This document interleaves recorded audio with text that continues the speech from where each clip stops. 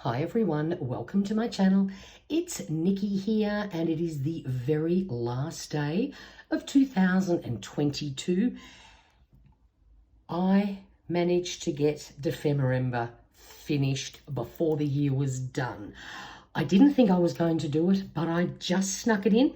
So I am doing a part 2 video here to show you what I did from day 13 through to 25. So what we'll do, I've got everything here. How about, I might just shimmy this out of the way and we'll just sort of look at one at a time. So this is day 13. You needed to use acetate and a banner. So I have got some acetate here. I've put a little mermaid in behind. There's a few pretty little sparkly bits as well. And of course some shells. I think seahorse was actually the animal prompt for the day, but I sort of didn't follow the animal ones. And of course we had to include a banner, which I've got here, and this very cute anchor that was in my stash. So that is day 13, sorry. Then day 14 was pattern and matchbook. I've made this rather largish size matchbook. Haven't put anything inside it at this stage. This was a very quick and easy one. Used some pretty cardstock. Also, because I had to use pattern, this had this lovely pattern printed on it, so I cut and folded the piece so I could include that. And then I also got this lovely lace tape on a Christmas swap thing that I was in. So I've added that as well, pretending sort of to be like a little street. And then I've added all these cute little cutouts. It's a little village. So a very quick and easy one for that day. Then the next one, we had to do metal and photo. So it's not a true photo, but I have an image of the Eiffel Tower. I sort of gave this a little bit of a French Parisian theme. Had this cute little Paris metal charm attached to this pretty little tag, so I decided to include that, and also added a gold metallic piece of doily as a pocket. So that's that one done and dusted. Then the next one is, what are we doing here? Packaging an index card. So I have an index card on the back here. You can see the lines. It had been dipped in coffee.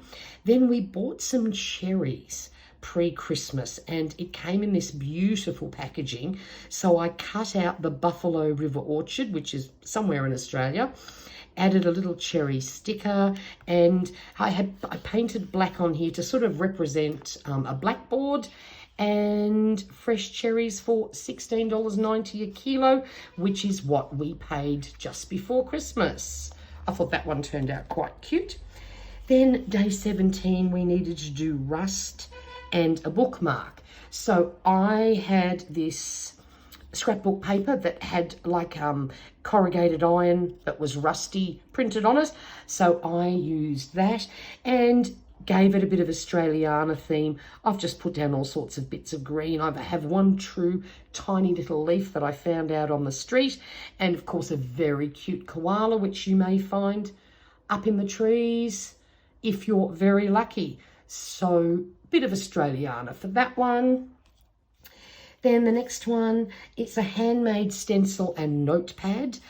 I had a stencil that I cut out and I used it to use different coloured blues and just pop them on the little pages just to give it an interesting finish there.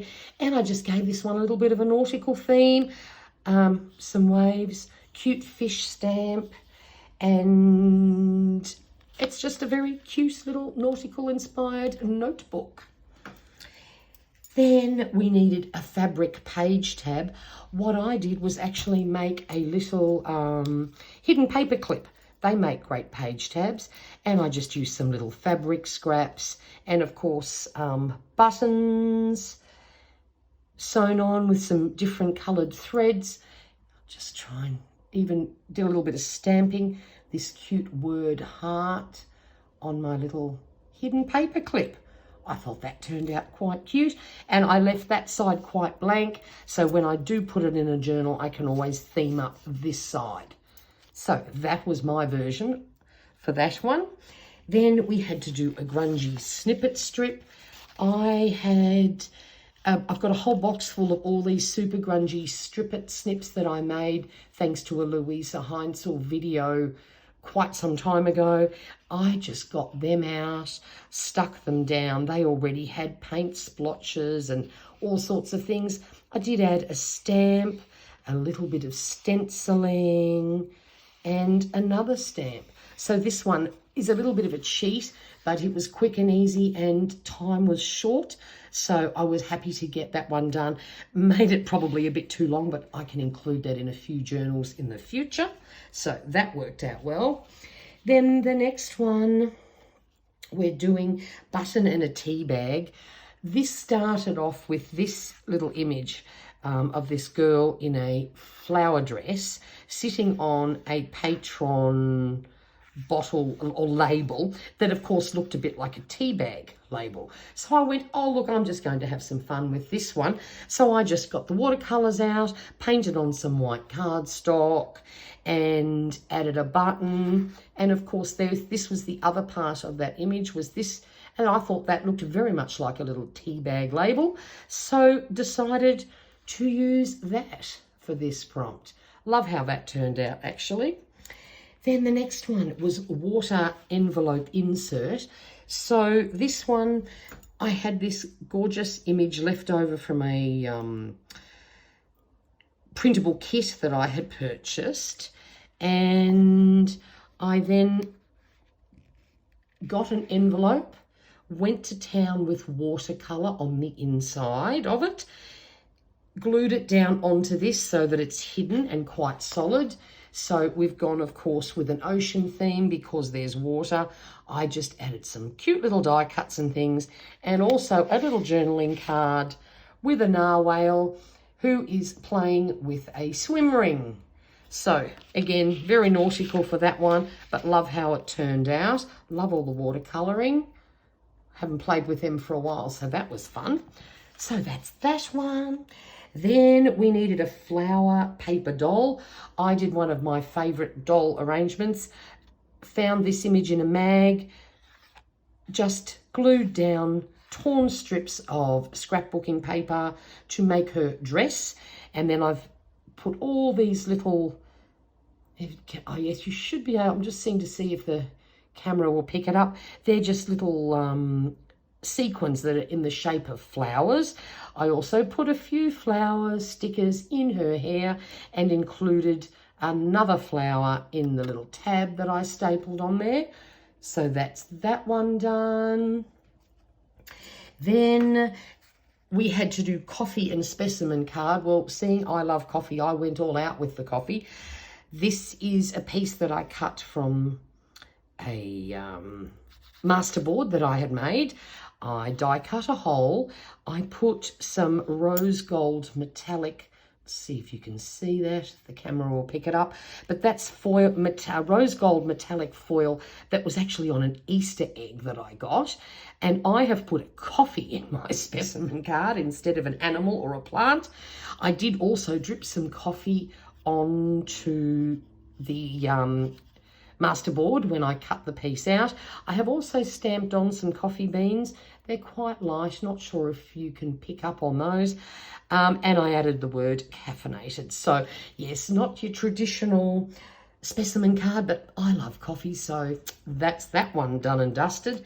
And then lucky last, we needed an ATC with leather. Now, I had no leather in my stash at all because I have so much of my stuff in storage at the moment. So the best thing I could do was hunt through a magazine and find a little bit of a coloured page that was close to what I would call natural leather looking, and I've turned that into a little tab. And then this is just lots of layers and a cute little bird on an ATC, and that's it, all done and dusted. Actually got it finished. I'll put a link down to my first video down below in case you want to watch that and see what I did for the first half of this thing. Thank you to 49 Dragonflies and Louisa Heinzel for these great prompts. Didn't think I'd get it done, but I did, and now I have lots of pretty pieces ready to put in journals as 2023 rolls through. So I'd love to take this opportunity to thank you. If you watch my videos regularly, I really do appreciate it. If you're new to this channel, please become a subscriber. I do all sorts of paper crafting and paper planning videos, and I'd just like to take this opportunity to wish you all a very, very happy New Year's Eve and a very successful 2023. Thanks for watching, and bye for now.